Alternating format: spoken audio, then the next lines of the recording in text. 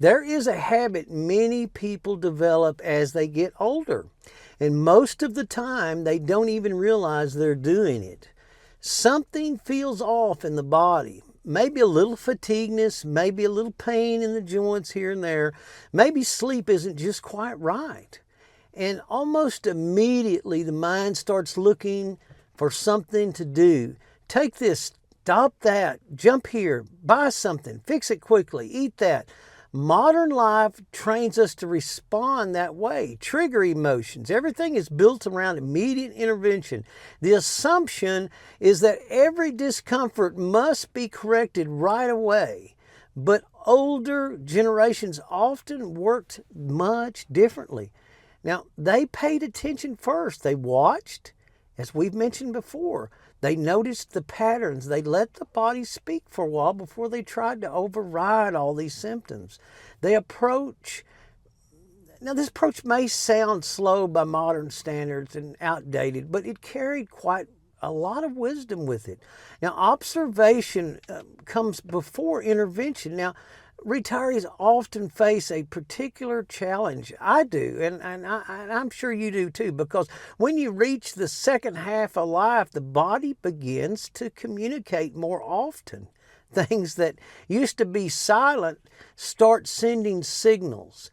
Sleep patterns, they just drift away. Energy changes during the day. Digestion becomes much more sensitive. Certain foods don't sit quite the same way it did 30, 40 years ago. The modern medical system often jumps straight to some sort of correction. Something feels wrong, so treat it with this prescription, this over-the-counter drug, or something you have to go, it's advertised, you got to go to your doctor to get it. And it's supposed to take care of it immediately. But older physicians and naturalists often approach the body more like a system that needed to be understood first, observed. If you read medical writings from the 1800s, and I encourage you to do it if you have time, you'll notice something that we've lost, and it's very interesting. Many of those doctors spent long periods of simply just observing the patient. They asked about sleep, they asked about diet, they asked about daily habits, they asked about sunlight, the water, movement, and rest overall. In other words, they looked at the conditions, the in and out of the body, life before they tried to force a solution. That kind of thing can still make sense today. It's like being a detective. And these are things you have to use what's given. For example, if a person feels tired every single afternoon, the modern response, it might be just to reach for a stimulant, a sleeping pill. But observation might reveal something much simpler. Maybe sleep is too short. Maybe the body is short on the minerals like potassium or magnesium, as mentioned 100 times. Maybe dehydration has quietly crept in over the years, and it does creep in. And you have to watch for it. Many people drink a lot of water, but the body just does not need straight liquid water. It needs the electrical balance that only minerals can provide. When water is consumed without those minerals, I can't say this enough, the body can actually become more depleted over time, washed out, overdrive the kidneys, overwork the organs. Now this is something the body records slowly over the decades. It's the scorekeeper. Observation reveals these patterns. The same idea applies to the digestion. As people age, the digestive system sometimes becomes more sensitive, not weaker, but more selective. Foods that once passed through easily may now require more care. Observation allows a person to notice which foods truly support them and which ones quietly create irritation or damage them. Another area where observation matters is sleep. Sleep is not just rest, it is the primary repair process the body uses every single night. If sleep becomes shallow or irregular, the body begins accumulating the unfinished work over weeks, months. That unfinished repair begins to show up as fatigue, inflammation, or brain fog. But many people try to intervene before they understand what's happening. Are the lights too bright at night? Is the body getting enough sunlight during the day? You need to have melatonin in your system at night. It helps to do. It helps you get plaque off of your mind, cleans up, the brain cleans. Is the mind settling down before bedtime? Or are you still carrying the day's tension and worries? Now, sometimes the body simply needs conditions that allow sleep to occur naturally. And observation reveals these conditions if you'll stop and have patience and look for it. Now, this idea may sound simple, it might sound old fuddy-duddy, but it does require a bit of discipline. Observation does, it requires slowing down long enough to see clarity. And slowing down is something modern culture, it does not encourage. Retirement, however, offers a unique opportunity to you. For the first time in years, many retirees finally have enough space in their day to observe their own lives more carefully. Now, listen, you can notice how food affects you. You can notice how movement changes your mood and how you feel. You can notice how the sunlight improves the sleep.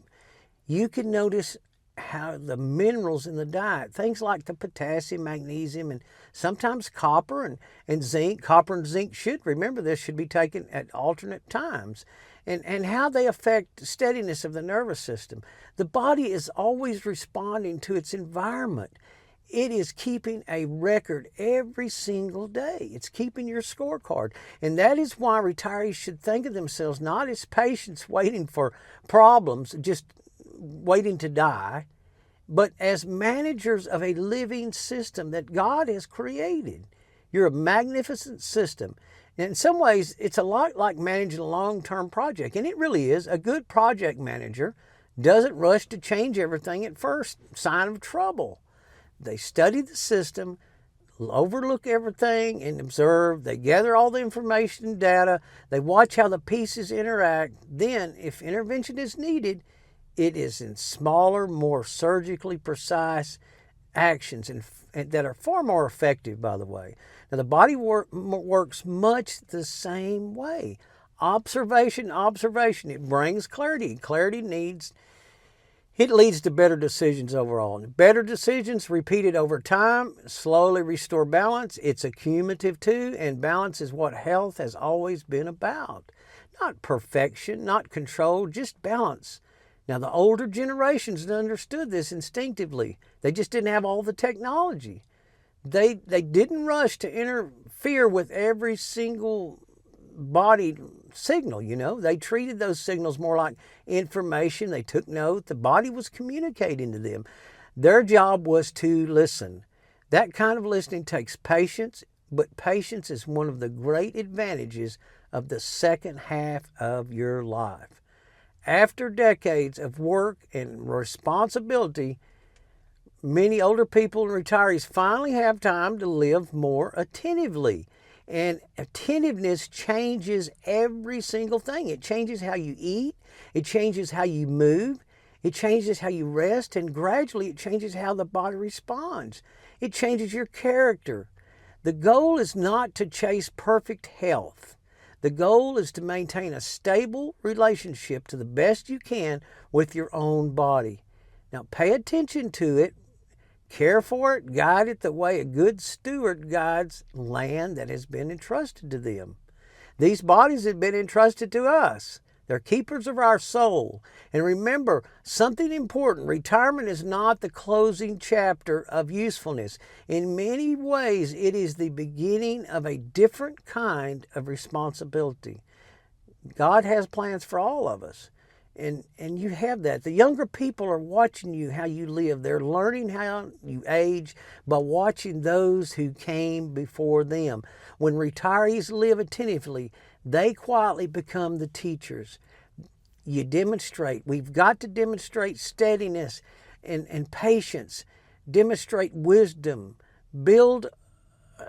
show them how to get wisdom, build across a whole lifetime. And that example may be one of the most valuable contributions a person can make as their legacy to younger people, because wisdom rarely arrives all at once. It grows slowly through observation, day after day, year after year, and that kind of wisdom is still available to anyone willing to slow down long enough to see clearly. Now, the Lord says that if you pray, He'll give you wisdom, and I believe it. Now, I don't have all this figured out. I'm still working on it myself. So let's keep moving forward on this journey together. And I appreciate you watching. Thank you.